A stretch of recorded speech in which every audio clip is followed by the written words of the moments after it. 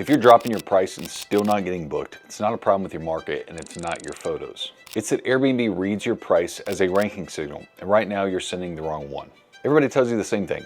Bookings are slow, so lower your rate. Sometimes it books and you feel better, but you never find out what it actually costs you. Today I want to walk you through the 4 ways hosts price wrong and how you can fix your pricing to end the guessing game. Here's the part nobody explains. Airbnb's engineers have actually published how ranking works. The model sorts listings by estimated probability of booking. So the platform is asking one question about your listing over and over.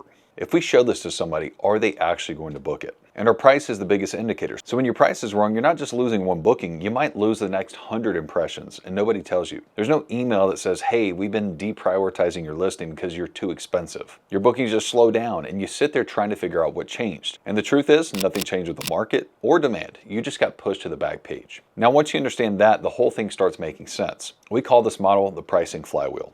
Competitive pricing gets you clicks, and then clicks turn into bookings. The algorithm sees that conversion and gives you visibility. Visibility gets you even more impressions, and eventually you earn pricing power, which is the right to hold your rate or even increase it. That's how you can earn more bookings at a higher rate. Now run it backwards. You overprice, and your clicks dry up, your bookings dry up with it, and the algorithm buries you. And so you panic, you slash your pricing by 35% overnight, and now you've told the algorithm and the market that your real price was 35% lower the entire time.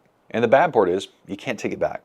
So the question isn't what should I charge, it's which way is my wheel spinning right now. Now there isn't one kind of pricing, there's actually 4. And most hosts that I talk to are running at least one of these badly without even knowing it. Pricing strategy number 1 is panic pricing. This is the most common one and it's the most expensive. You've got a week looking empty and you get that feeling in your stomach, and so you drop your price 30-35% and then something books up. And you feel relieved in the moment and you tell yourself that it worked. And the answer is yes and no. You got booked today, but you also just announced publicly that you would take less for your property, and Airbnb took notes. Now, I want to be clear about one thing because this trips people up. Panic discounting isn't what desperate hosts do. It's what undisciplined hosts do. Because discounting is a real thing. We discount all our properties, but it has to be done correctly and strategically. When we discount responsibly, it's called revenue management. Airlines and hotels have been running the same play for decades. A seat that flies empty earns nothing. A night that sits empty earns nothing. And so filling it is the right call. The difference is professionals discount from one number.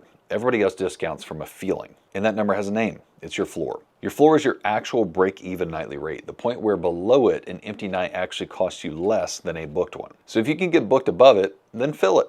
But anything below your floor, you're paying somebody to stay in your house. Almost nobody I talk to has ever actually calculated theirs. I'll show you how to get yours in a few minutes. Pricing strategy number 2, set it and forget it. You set your price once, probably when you first launched, and maybe you've touched it once or twice since then. Meanwhile, your market's moved, your comps have moved, your season has changed, your listing got older, and you didn't change a thing. And the one thing that really gets people inside this category is what I call zombie settings. That's a promotion that you initially turn on for a good reason, but you never turn it off. I had a host set up a 20% launch promo back in March. It was a correct move at the time. New listings need to get some momentum.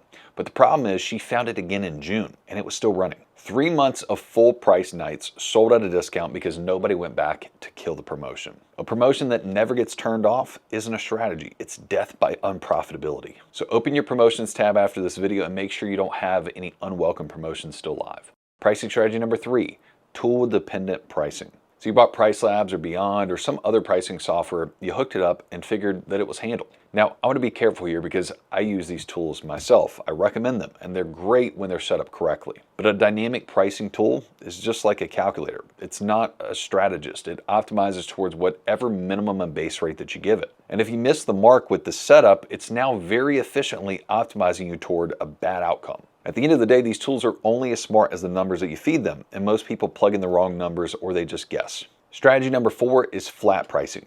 This one mostly hits bigger properties, and it's a sneaky one because it fails in both directions at the same time. Say you've got a 5-bedroom house that sleeps 12 people. To a family of 4 searching, you look expensive. You're invisible to them before they ever even see a single photo. You just lost the entire small group market. And to the 12-person reunion, the group that wears out your house, runs your utilities up, creates the most cleaning, you're a bargain to them. You undercharge the guest costing you the most. Because wear and tear, utilities, consumables, cleaning, all of that scales with more heads, not more nights. Flat pricing ignores the one variable actually driving your cost. This is why we implement additional guest fees typically after 6 or 8 guests so that you're competitive for small groups and also the large groups. Now here's what ties all 4 of those together. This is the big mistake no one talks about. When bookings slow down, most hosts do exactly one thing. They drop their price. But price is only the right lever if price is the actual constraint. And a lot of the time it isn't. Simple way to think about it. Let's say you're getting clicks but nobody's booking. That's usually a price or fee mismatch. Price is the lever in this case, so go ahead and pull it. If you're getting views but almost no clicks, that's your search card. So we want to look at your cover photo, your title, how your pricing displays. Generally, discounting alone isn't going to fix that. If you're barely getting views at all, that's positioning and ranking. You could cut your rate in half and still stay invisible. So you've got hosts out there discounting a problem that discounting can't solve. They cut, nothing happens, they cut deeper, still nothing, and they walk away thinking the market's bad or Airbnb's broken. The truth is, the market's fine. They're just using a hammer on a screw. This is why we diagnose before we discount. Honestly, that one habit will save you more money than any specific tactic that I can hand you.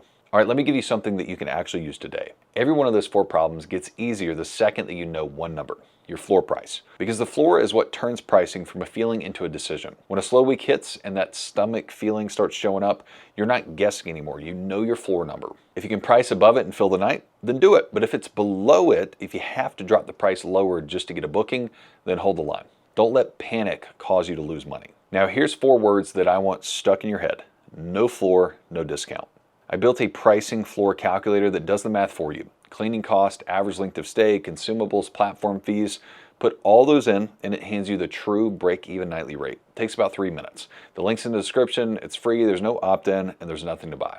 And then do the one thing most hosts never do. Calculate it, write it on a sticky note, put it on your monitor.